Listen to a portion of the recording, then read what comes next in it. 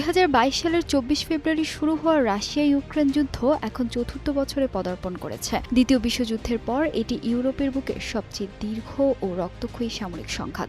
সময়ের সাথে সাথে পাল্টেছে রণকৌশল, যুক্ত হয়েছে কৃত্রিম বুদ্ধিমত্তা ও ড্রোন প্রযুক্তি। 4 বছর পর আজ কোথায় দাঁড়িয়ে এই সংঘাত? কার পাল্লাই বা ভারী?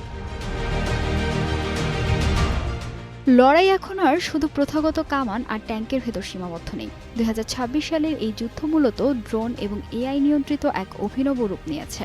সাম্প্রতিক সামরিক অগ্রগতি নিয়ে ইউক্রেনের সশস্ত্র বাহিনীর প্রধান জানিয়েছেন, চলতি বছরের প্রথম প্রান্তিকে তারা দনবাস এবং দক্ষিণাঞ্চলীয় ফ্রন্টলাইনের বেশ কিছু কৌশলগত অবস্থান পুনর্দখল করতে সক্ষম হয়েছেন। তবে পুতিন বাহিনীর তীব্র ক্ষেপণাস্ত্র ও গ্লাইড বোমা হামলার মুখে দোনেৎস্ক অঞ্চলে এখনও ইউক্রেনীয় সেনাদের চরম পরীক্ষা দিতে হচ্ছে।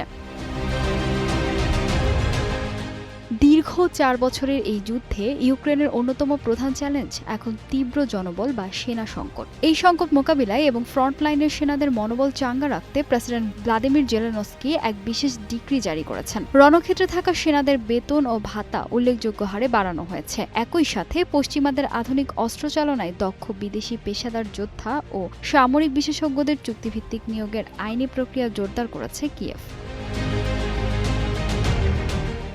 রণক্ষেত্রের এই কঠিন লড়াইয়ের মাঝেই কিয়েভের জন্য বড়সড় এক বুস্টার ডোজ এসেছে কূটনৈতিক টেবিলে। সব বাধা ডিঙিয়ে ইউরোপীয় ইউনিয়ন ইউক্রেনের সদস্যপদ প্রাপ্তির আনুষ্ঠানিক আলোচনা শুরুর চূড়ান্ত সিদ্ধান্ত নিয়েছে। আন্তর্জাতিক বিশ্লেষকদের মতে ক্রেমলিনের আগ্রাসনের বিরুদ্ধে এটি ইউক্রেনের জন্য এক ঐতিহাসিক কূটনৈতিক বিজয়, যা দেশটিকে পশ্চিমা ব্লকের সাথে স্থায়ীভাবে যুক্ত করার পথ সুগম করল। যুদ্ধক্ষেত্রে কৃত্রিম বুদ্ধিমত্তার ড্রোন, মস্কোর ওপর পশ্চিমাদের নজিরবিহীন অর্থনৈতিক নিষেধাজ্ঞা আর ব্রাসেলসের টেবিলে ইউক্রেনের ইইউ সদস্যপদের ঐতিহাসিক অগ্রগতি, সব মিলিয়ে 4 বছর পর এই সংঘাত আজ বিশ্ব রাজনীতির মেরুকরণে চূড়ান্ত রূপ নিয়েছে। একদিকে পুতিনের রাশিয়া যেমন চীন, উত্তর কোরিয়া ও ইরানের সহায়তায় দীর্ঘস্থায়ী যুদ্ধের প্রস্তুতি নিচ্ছে, অন্যদিকে পশ্চিমাদের আধুনিক অস্ত্র দিয়ে নিজেদের অস্তিত্ব টিকিয়ে রাখার লড়াই করছে কিয়েভ।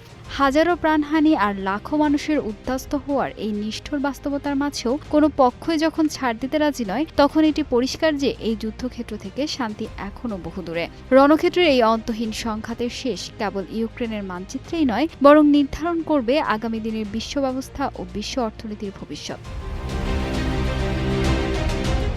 ফাহিমা সুরভি, নিউজ ডেস্ক, গ্লোবাল টেলিভিশন।